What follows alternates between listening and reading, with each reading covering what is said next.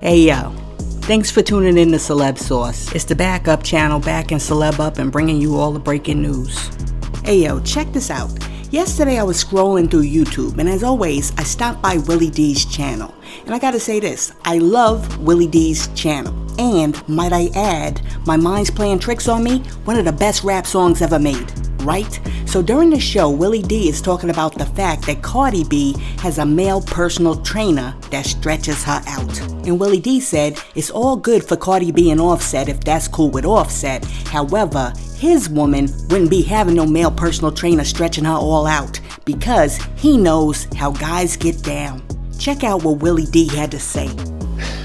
How do I feel about that? How do I feel about some dude all over my woman? Now, to be fair, this dude has been a little tamed with Cardi B. He's a little tamed, but still too much for me. See, here's the thing. I believe in letting a woman make her own choices. And based on the choice that she make, then I make my choice. You see what I'm saying? So I would think that a woman of mine would know, I don't rock like that, and that's unacceptable for me. And I'm not a jealous person, fam. I'm really not. But I ain't no fool either. I know men, and I don't trust them, especially trainers. Man, y'all don't understand how these trainers be getting down, fam. That's right, man. I know some of y'all like that trainer. Well, I'll keep you professional, and I'm not like that. Hey, maybe you're not, but you know you got partners who are, and they be knocking those women down. They be knocking them down. Oh no, ain't no way a woman of mine gonna have a male trainer. Absolutely not. I'm not going for it. I'm not with it. And the trip part about it is when women will act naive. Some women will act naive and say, oh, no, it's just, he's very professional. He does it for such and such and does this. He's not willing to risk he's not going to risk his certification to, just to try to get a little piece.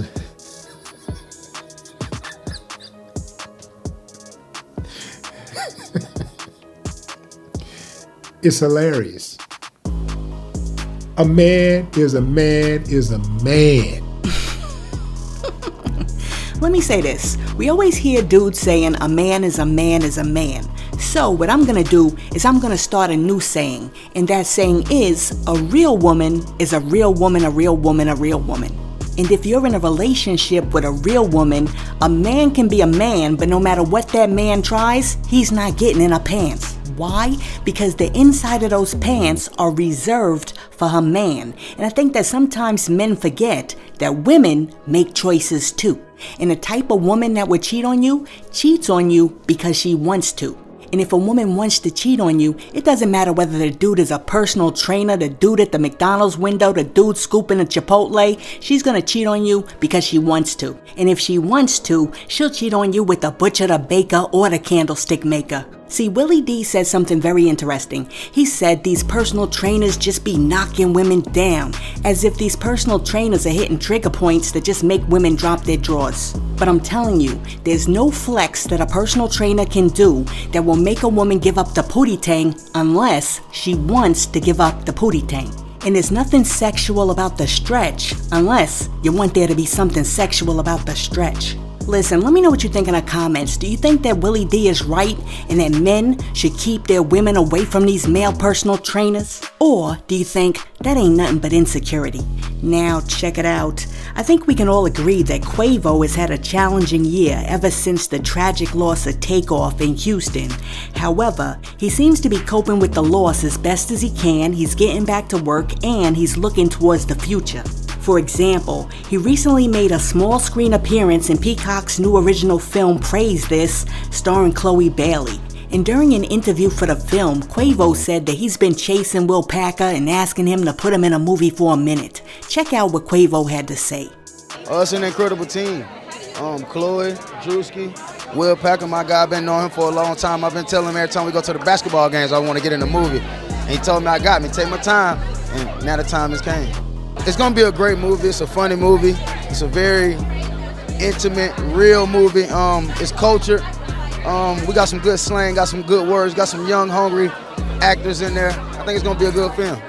Quavo also shared that acting in the film, believing in God, praying, and keeping Him first has served as a form of therapy for him. And when the person doing the interview asked Quavo if he would ever do a gospel album, this is what Quavo said. I do some more music, for sure. I love the Lord. I do gospel music all day. We love the church. We always pay our tithes. We always give the glory to God. You know what I'm saying? Keep Him first. And that's just second nature. I love to make some good gospel music anytime. Listen, let me know what you think about Quavo making a gospel album. Would you buy it? Let me know in the comments. And while you're down there leaving a comment, be sure to like and subscribe to the channel. Okay, so check this out. The other day, Webbie decided to pay tribute to the late Pimp C with a brand new photo shoot. And after he took the pics where he was sporting a full-length fur coat with a crop top, he posted them online with a caption that read, quote, "Cold World, #movie, on the way, it's up, R.I.P. Pimp C," end quote. Well, after posting the pics, a lot of people had something to say because some people thought the pics were a little too zesty. One person said, quote, "Nah, bro, I got you in my top 5 all time. You can't do this to me. I'm already arguing with ninjas that tell me you shouldn't be there. As a photographer, I wouldn't have let you do this, man," end quote. Another person said, quote, "Webbie, you been gangster your whole life and you pop up in my timeline in a crop top," end quote. Then, after being mocked for looking like the brat wearing a sports bra and dressing like Aaliyah, another person came through and said, quote, "Webbie, this is too zesty for my taste," end quote. Listen, the person who said that this dude is dressed like Aaliyah is hilarious. Well, anyways, after Webbie was getting roasted online, a few people did come to his defense. And one person said, quote, "If y'all look closely, you would see that it's a t-shirt pulled up so he could show his tattoo," end quote. And then another person said, quote, "He lifted up his wife beater so you could see his tattoos, laughing out loud. Y'all so funny, but this does look funny though," end quote. Look, I don't even know anymore. I mean, I'm just wondering how you go from like dropping the album called Gangsta Musk to looking like you're modeling the winter collection for Victoria's Secret. I mean, when they were standing there looking at the proofs for the photos, nobody was like, "Don't think that's the one you should use." But listen, let me know what you think. Do you think that your boy's photo is a little too zesty? Now check it out. The other day, 50 Cent shared a photo of an Apple Cash App request for $10,000 that he claims that he got from his 10-year-old son, Saya. Now, under the photo, 50 wrote, quote, "I just got this from my son, Saya. He's 10 years old. I hope this is a joke," end quote. Well, as soon as 50 dropped that post that showed that his 10-year-old son was requesting 10 G's, a whole bunch of people came through in the comments, and one person said, quote, "Like father, like son," end quote. And then another person said, quote, "Somebody said Marquise took his phone," end quote. That's jacked up. But 50 Cent's other son Marquise did say that $6,700 a month wasn't enough to live on. Oh my goodness, I would pay to have rich kid problems. Well, anyway, somebody else came through and said, quote, "His mama definitely requested that," end quote. Now see, why you guys always gotta think that there's a woman in the background trying to be a gold digger? Why can't it just be that 50 Cent's son is trying to stack his chips so that he can become 10 Cent? Listen, let me know what you think about 50 Cent's son sending him the Cash App request for $10,000. Do you think that 50 should pay him? Let me know in the comments. Now check it out. Earlier this week, 3 suspects, including a 12-year-old boy, were arrested in Florida for allegedly killing 3 other teens. The 3 young men who were arrested were 17-year-old Robert Robinson, 16-year-old Taj Bruton, and 12-year-old Christopher Atkins. According to Marion County Sheriff Billy Woods, the shooting suspects and the victims were all in the same car that belonged to 16-year-old Layla Silvernail at the time of the killings. And apparently, they were all up in the car because one of the kids wanted to buy a gun from one of the other kids. And according to authorities, all of the kids were involved in gangs. Now, after the 3 boys killed the other 3 kids, they disposed of their bodies in 3 different places. One body was found dumped on the side of the road, another was in a dumpster, and another was found in the trunk of the car, which was partially submerged in a pond. Now, with the help of the FBI and the public, Florida authorities were able to capture all 3 dudes with the quickness. They perp walked them, brought them down to the station, charged them with first-degree murder, and allegedly, 2 of them have already confessed. So now, the state's attorney's office is just trying to figure out whether or not they want to charge these kids as adults. When talking about the case during the press conference, Sheriff Woods expressed frustration that juveniles are not being held accountable for their actions, and he said, quote, "We need to hold them accountable and then hope that we can change them. They deserve the full extent of the law." End quote. Listen, when I was 12 years old, me and my friends were at home playing Nintendo, and the only gun that we were interested in was like the one that came with the set so that you could play Duck Hunt.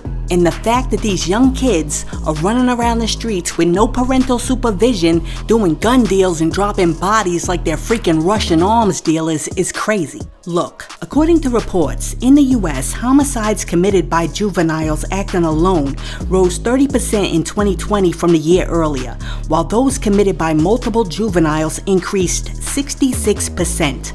And the number of killings committed by children under 14 years of age was the highest that it's been in over 2 decades. So my question is, are more and more kids just being born evil, or are they a reflection of the adults in society?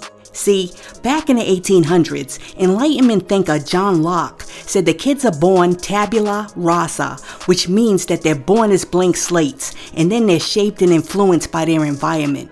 But another dude, Thomas Hobbes, disagreed with him, and he was like, people are just born inherently wicked and selfish. So, like I said, my question is, do you think that these 3 boys down in Florida are inherently evil? Or do you think that they're just a product of their environment? And if you think that they're a product of their environment, do you also think that the adults that raised them bear some of the responsibility for these homicides too? Listen, let me know what you think in the comments. And hey yo, thanks for tuning in to Celeb Source, your source for celebrity news. Be sure to like and subscribe to the channel. Peace.